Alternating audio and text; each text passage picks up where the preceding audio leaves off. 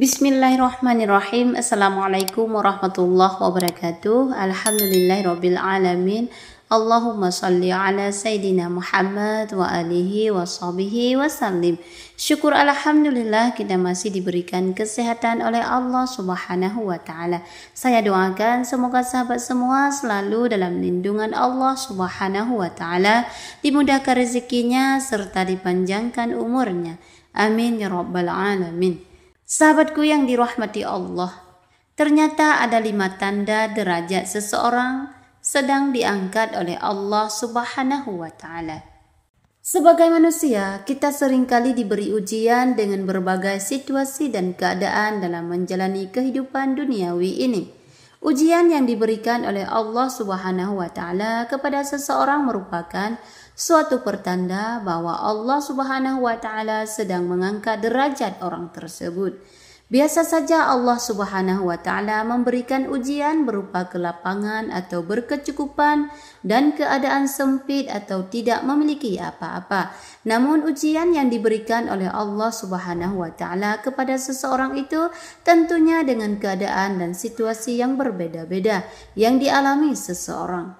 Lantas, mengapa Allah subhanahu wa ta'ala memberikan ujian kepada manusia? Rahasia di balik ujian yang Allah subhanahu wa ta'ala berikan kepada kita adalah guna memilih orang-orang tertentu untuk diangkat derajatnya. Karena dengan perjuangan dan kesungguhan yang dilakukan oleh seseorang tersebut, sehingga membuat Allah subhanahu wa ta'ala ridha dan mencintai seseorang itu. Seseorang yang sedang diangkat derajatnya akan dihadapkan dengan beberapa situasi dan keadaan untuk menguji keyakinan dan keteguhan iman yang dimilikinya. Lantas, seperti apakah pertanda Allah sedang mengangkat derajat seseorang? Berikut ini adalah ada 5 tanda bahwa Allah sedang mengangkat derajat hambanya. Yang pertama, diuji dengan berbagai masalah.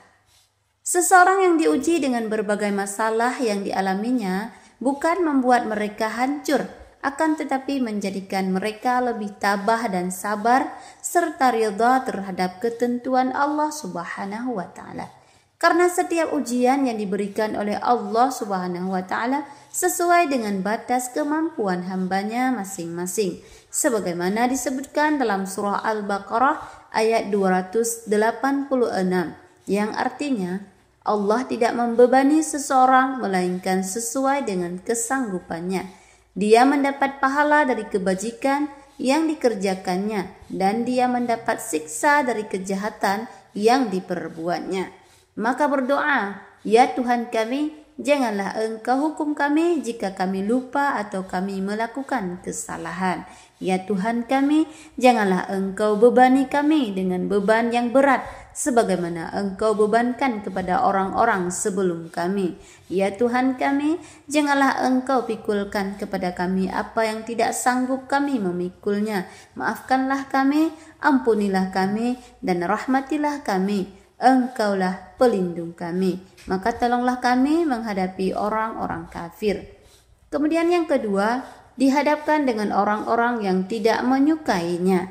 Menghadapi orang yang tidak menyukai kita membutuhkan kesabaran, kebijaksanaan, dan sikap yang baik. Kita tidak dianjurkan untuk membalas kebencian dengan kebencian, melainkan dengan bijak dan penuh kasih sayang. Dalam menghadapi mereka, kita juga harus menjaga diri kita agar tidak terpengaruh oleh kebencian mereka dan terus berdoa kepada Allah agar memberi petunjuk kepada mereka. Kemudian yang ketiga, mengalami kesedihan yang tiada hentinya.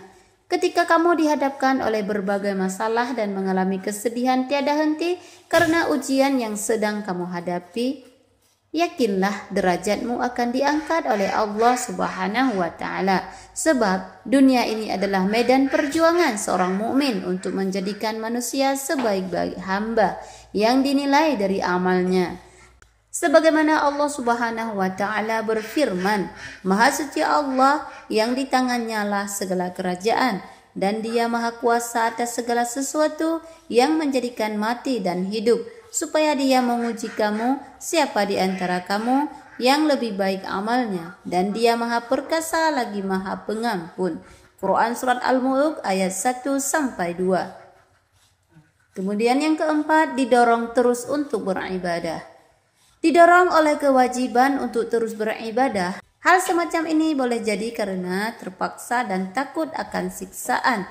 Kesempatan dan kondisi tertentu membuatnya selalu harus melakukannya.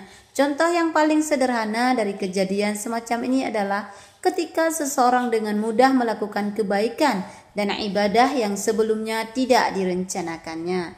Kemudian yang kelima, dibuat tidak bermaksiat.